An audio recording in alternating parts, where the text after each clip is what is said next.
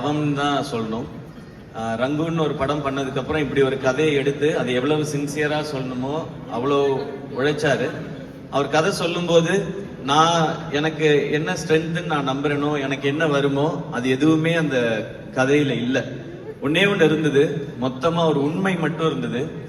அதுக்கு உண்மையா உழைச்சா இதை சரியா பண்ண முடியும்ன்ற நம்பிக்கை அவருடைய நரேஷன்லயும் ரைட்டிங்லயும் இருந்தது. நான் ட்ரைனிங் எடுத்தது அந்த எஃபர்ட் தவிர நான் வேற எதுவும்லாம் பெருசா யோசிக்கல, பண்ணல. நான் ரொம்ப ஜாலியா தான் இருப்பேன் ஷூட்டிங் ஸ்பாட்ல. அங்க போனோம்னா அவர் எழுதியிருப்பாரு, அதை உணர்ந்தா போதுமானதா இருந்துச்சு. அதை நான் நடிக்கணும்னு நினைக்கவே இல்லை. அதுக்கு முழு முழு முழு காரணம் ராஜ்குமார் பெரியசாமி அவர்கள். Thank you so much director sir. நானும் அவரும் டெலிவிஷன் ஷோ ஒர்க் பண்ணியிருக்கோம். எப்படி சாய் பல்லவி அவங்களும் ஒர்க் பண்ணாங்களோ அந்த மாதிரி. போன வாட்டி எனக்கு மாவீரனுக்காக சைமா அவார்டு கிடைச்சது. அப்ப கண்டிப்பா உங்களுக்கு அடுத்த படத்துக்கு அமரன் கிடைக்கும்னு சொல்லும்போது நான் சொன்னேன், எனக்கு கிடைக்குதோ இல்லையோ ராஜ்குமார் கிடைக்கணும் கண்டிப்பா. ஏன்னா இவ்வளவு பேருக்கு அவார்டு கிடைக்கிறதுக்கும் பெரிய காரணம் அவர் தான். அவர் அமரன் மட்டும் இல்லை, இதுக்கப்புறம் அவர் எடுக்க போற படத்துலயும் அவர் எப்படியும் அவர் படம் பண்ணும்பொழுது ஒரு 4-5 பேருக்கு கண்டிப்பா அவார்டு வரும். அந்த மாதிரி அவர் விஷன் உள்ள ஆளு. தேங்க்யூ இந்த படம் கொடுத்ததுக்கு. அண்ட் சாய் பல்லவி இப்பயும் எங்க போனாலும் சாய் பல்லவி எப்படி இருக்காங்க அப்படின்னு கேக்குறாங்க. நான் அவங்கள பார்த்து பல வருஷம் ஆச்சு அப்படின்னு சொன்னா நம்ப மாட்டாங்க. அப்படி அவங்க வந்து ஃபீல் பண்றாங்க. உங்களோட ஒர்க் பண்ணது எப்பவும் சொல்ற மாதிரி அது ஒரு சூப்பர்வான ஒரு ஃபீல். அது நீங்க எப்படி ஒரு சீனை கன்சீவ் பண்றீங்க, ரிசீவ் பண்றீங்கன்னு இந்த படம் திரும்ப நீங்க 2 பேரும் சேர்ந்து நடிங்க அப்படின்னு சொல்றாங்க. அவ்வளவு பர்சனலா அவங்க எடுத்துக்கிட்டாங்க. Thank you so much for being wonderful co-star. And Sai எங்களோட டிஓபி, அவரும் அவார்டு வாங்கியிருக்காரு. ஹரிச்சரன் பெஸ்ட் சிங்கருக்காக வாங்கியிருக்காருன்னு நினைக்கிறேன். ஸோ இந்த படத்துக்காக இவ்வளவு விருதுகள் கிடைச்சிருக்கு. இது ரொம்ப மோட்டிவேட்டிங்கா இருக்கு. தேங்க்யூ. இந்த படத்தை உலகம் முழுக்க எல்லா மொழியில இருக்கிற ஆடியன்ஸும் இதை அக்செப்ட் பண்ணிக்கிட்டதுக்கு, இப்போ இந்த மாதிரி படங்கள் தொடர்ந்து தைரியமா பண்ணலான்ற நம்பிக்கையும் எனக்கு கொடுத்ததுக்கு ரொம்ப ரொம்ப பெரிய நன்றி. And thank you sir for this award. And Rana brother, thank you so much. உங்ககிட்ட இருந்து வாங்கினது. ஏன்னா நானும் அவரும் இப்போ ஒரு படத்துல நடிச்சிருக்கோம்.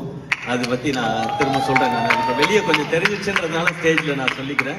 பட் அந்த படம் வரும்போது நான் நிறைய சொல்றேன் சார். சார் இதை விட என்ன சார் பெஸ்ட் மூமெண்ட் இருக்க முடியும்? இது ஒரு மிகப்பெரிய அவார்டு தான். அவார்டோட சேர்த்து This is what is called sharing the limelight, because I am sharing their limelight. இந்த படத்தை பத்தி சொல்லணும், அதுக்கத்தான் பொறுமையா இன்னும் வாய்ப்பு இருக்குங்கிறதுனால நான் அடுத்த வாட்டி மேடைக்கு வரேன்னு சொல்லியிருந்தேன்.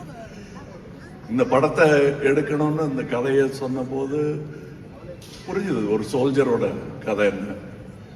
அதுக்கப்புறம் அவங்க ஒத்துக்குவாங்களா, அவங்களோட ஃபேமிலி இந்த படமா எடுக்கிறதுக்கு. அதனால தான் எல்லாருமே தேங்க்யூ டு த ஃபேமிலின்னு சொல்றாங்க. அதெல்லாம் வேணாங்க, நாங்களே கவலையில் இருக்கோம்னு ஒரு வார்த்தை சொல்லியிருந்தா இந்த படமே கிடையாது. ஆனா அவங்க பெருந்தன்மையோட அதை சொன்னாங்க. இன்னொரு முக்கியமான விஷயம், அவர் போறதுக்கு முன்னாடி சொல்லிட்டு போயிருக்காரு,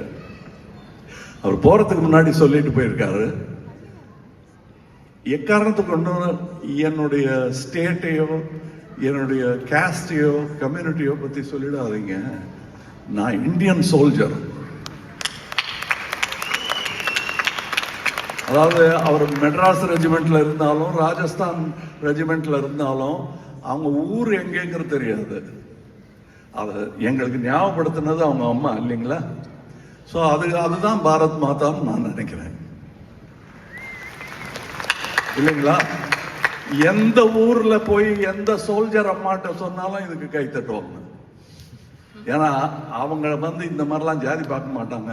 உள்ளூரில் நடக்கிற பாலிடிக்ஸை பத்தி எல்லாம் அவங்களுக்கு கவலை கிடையாது. அவங்க நெஞ்ச திறந்து எனிமி புல்லட்டுக்காக நம்ம தூங்குறதுக்காக, நிம்மதியா தூங்குறதுக்காக அவங்க சண்டை போட்டுக்கிட்டு இருக்காங்க. அவங்கள நம்ம எக்காரணத்துக்கு கொண்டும் நம்ம உள்ளூர் சச்சரவுல அவங்கள அவமானப்படுத்திடக்கூடாது. அந்த பயம் எங்களுக்கு இந்த படம் எடுக்கும் போதே இருந்தது. அதனாலதான் அதை அங்கேயே எடுக்கணும், காஷ்மீர்ல எடுக்கணும், அதுக்கு நிறைய சிரத்தை எடுத்துக்கிட்டாரு. பல பேர் ஹெல்ப் பண்ணியிருக்காங்க, இவரும் முக்கியமா. அதை நான் சொல்றதுக்கு டைம் கிடைக்கல. செய்யுங்கன்னா செஞ்சுட்டாரு. அதெல்லாம் செய்யுங்கிறது எங்கே அந்த கப்பை எடுத்து கொடுங்கிற மாதிரி இல்லை. ஒரு 100 வாட்டியாவது டம்பலை தூக்கினாதான் கை அந்த அமரன் கையா மாறும். அதுக்கு கூட நின்று டைரக்டர், அதுவும் இந்த அம்மா நான் பார்க்கும்போது ஐ திங்க் ப்ரொஜெக்ஷன் தியேட்டர் இதில் வந்து